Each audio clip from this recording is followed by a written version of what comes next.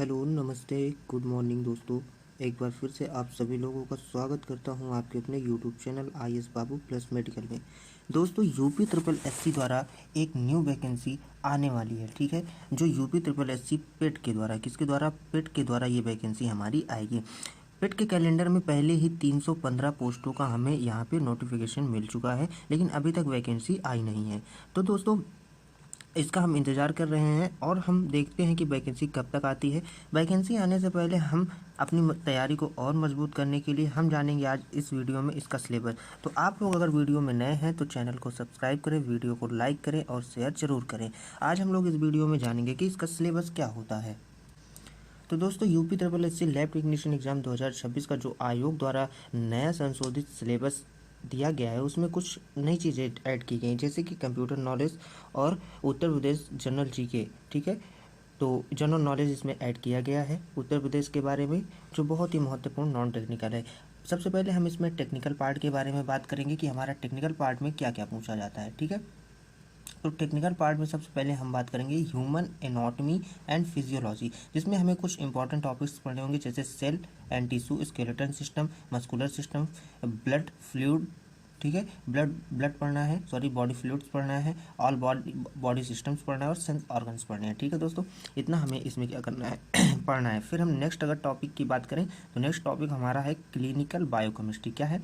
Clinical biochemistry. Clinical biochemistry में सबसे अधिक हाईलाइटेड जो हमारा टॉपिक होता है वो सबसे पहले होता है कार्बोहाइड्रेट, फिर proteins, lipid, enzyme, vitamins, minerals, LFT, RFT, blood glucose, electrolytes और एसिड बेस। ये हमारे कुछ मेजर टॉपिक होते हैं जिनसे हमेशा प्रश्न बनना ही बनना होता है। फिर अगर हम अगले की बात करें तो हम हिमेटोलॉजी की बात करते हैं, ठीक है दोस्तों। हिमेटोलॉजी में जो हमारे इंपॉर्टेंट, हिमेटोलॉजी में और भी बहुत सारे टॉपिक हैं, लेकिन हम यहाँ पे सिर्फ इंपॉर्टेंट टॉपिक्स के बारे में बात करेंगे। तो हिमेटोलॉजी में सबसे पहले हिमेटोपोइसिस, ठीक है। RBC, WBC, platelet, haemoglobin, ESR, PCV, blood indicates, coagulation, anaemia, leukaemia, CBC और डीएलसी के बारे में हम यहाँ पे टोटल 13 टॉपिक्स के बारे में हम यहाँ बात करेंगे, ठीक है। फिर अगर हम आगे बात करें तो ब्लड बैंक में कौन कौन से इंपॉर्टेंट टॉपिक्स हैं उनके बारे में बात करेंगे। ब्लड बैंक में हमारा सबसे पहले ब्लड ग्रुप्स हो जाता है, फिर आरएच फैक्टर के बारे में बात करेंगे, फिर क्रॉस मैचिंग के बारे में बात करेंगे। उसके बाद हमारा आ जाता है ब्लड कलेक्शन आ जाता है, फिर ब्लड स्टोरेज आ जाता है, फिर ब्लड कंपोनेंट्स आ जाता है, फिर ब्लड ट्रांसफ्यूजन आ जाता है। टोटल 7 टॉपिक्स जो हमारे इंपॉर्टेंट टॉपिक हैं हम उनके बारे में बात करेंगे, किसमें? ब्लड बैंक में हम क्या करेंगे? बात करेंगे। फिर नेक्स्ट अगर हम बात करते हैं, नेक्स्ट टॉपिक हमारा जो है वो है क्लिनिकल पैथोलॉजी, ठीक है। क्या है? क्लिनिकल पैथोलॉजी है। क्लिनिकल पैथोलॉजी में अगर हम बात करें तो सबसे पहले यूरिन एग्जामिनेशन बहुत इंपॉर्टेंट है। ये डीएमएलटी बीएमएलटी में भी पूछा जाता है 5 या 10 नंबर का, और कॉम्पिटिटिव एग्जाम में भी पूछा जाता है। फिर स्टूल एग्जामिनेशन एकदम से इंपॉर्टेंट ही है। फिर उसके बाद सीमन एनालिसिस, इससे भी क्वेश्चन पूछे जाते हैं। फिर बॉडी फ्लूइड एग्जामिनेशन और प्रेगनेंसी टेस्ट के बारे में, टोटल 5 टॉपिक के बारे में हम यहाँ पे बात करने वाले हैं। फिर अगर हम अगले टॉपिक की बात करें तो माइक्रोबायोलॉजी से हम कितने टॉपिक पे बात करेंगे? सबसे पहले बैक्टीरियोलॉजी पे बात करेंगे, फिर एरियोलॉजी, फिर माइकोलॉजी, फिर पैरासाइटोलॉजी, फिर कल्चर मीडिया, ठीक है। कल्चर मीडिया पे बात करेंगे, फिर staining, sterilisation, disinfection, infection control और एएसटी, एंटीबायोटिक सेंसिटिविटी टेस्ट पे बात करेंगे। और कल्चर तो है ही हमारा, कल्चर मीडिया पे बात करेंगे, कल्चर पे बात करेंगे, ठीक है दोस्तों। फिर हम अगला टॉपिक इम्यूनोलॉजी एंड सेरोलॉजी के बारे में, इसमें हम कौन कौन से इंपॉर्टेंट टॉपिक्स पढ़ेंगे? Antigen, antibody, immunity, ELISA, Widal test, VDRL, CRP, ASO और आरएफ के बारे में टोटल 9 टॉपिक्स जो हैं हमारे, उनके बारे में हम पढ़ेंगे, ठीक है दोस्तों। फिर अगर हम अगले टॉपिक की बात करें तो हिस्टोपैथोलॉजी एंड साइटोलॉजी, ठीक है। हिस्टोपैथोलॉजी और साइटोलॉजी में हम सबसे पहले टिश्यू प्रोसेसिंग पढ़ेंगे, फिर fixation, embedding, section cutting, staining, cytology और एफएनएसी के बारे में पढ़ेंगे, ठीक है दोस्तों। अगर आप लोग पहले से डीएमएलटी बीएमएलटी की तैयारी कर रहे हैं या कॉम्पिटिटिव एग्जाम की तैयारी कर रहे हैं तो आप मुझे सभी लोग कमेंट में एफएनएसी का फुल फॉर्म जरूर बताएंगे कि एफएनएसी का फुल फॉर्म क्या होता है। फिर हम आगे बात करते हैं, अगला हमारा टॉपिक है लैब इंस्ट्रूमेंट एंड इक्विपमेंट, ठीक है। इसमें क्या है? सबसे पहले सबसे इंपॉर्टेंट हमारा माइक्रोस्कोप। सबसे पहले हम किसके बारे में बात करेंगे? माइक्रोस्कोप के बारे में बात करेंगे। फिर उसके बाद सेंट्रीफ्यूज, फिर कॉलरीमीटर, फिर spectrophotometer, incubator, autoclave, pH meter, glassware, pipettes, hot air oven. PH meter से तो बहुत सारे सवाल पूछे जाते हैं, पीएच से सवाल बनना ही बनना होता है, ठीक है दोस्तों।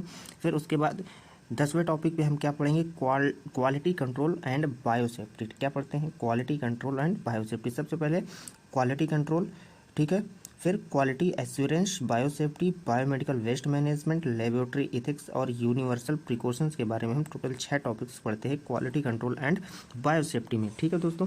फिर हम आगे बढ़ते हैं कंप्यूटर ये हमारा अभी बार नया जोड़ा गया है, ठीक है दोस्तों, नया जोड़ा गया है, जिसमें कंप्यूटर फंडामेंटल्स के बारे में जानेंगे, MS वर्ड के बारे में जानेंगे, MS Excel, MS PowerPoint और इंटरनेट और ईमेल के बारे में हम जानेंगे। अधिकतर लैब में इन्हीं सब के ऊपर, इन्हीं सारे टॉपिक्स के ऊपर काम होता है, ठीक है दोस्तों।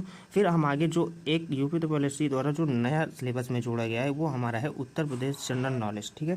उत्तर प्रदेश जनरल नॉलेज में हमें क्या पढ़ना है, history of UP, Uttar Pradesh का इतिहास पढ़ना है, उत्तर प्रदेश का जियोग्राफी पढ़ना है, कल्चर पढ़ना है, इकोनॉमिक्स पढ़ना है, CA करंट अफेयर्स, ये बहुत इंपॉर्टेंट है, ठीक है। करंट अफेयर्स हमें पढ़ना है और गवर्नमेंट जो स्कीम होती हैं, जो सरकारी योजनाएं होती हैं, उनके बारे में हमें यहाँ पे पढ़ना है, ठीक है दोस्तों।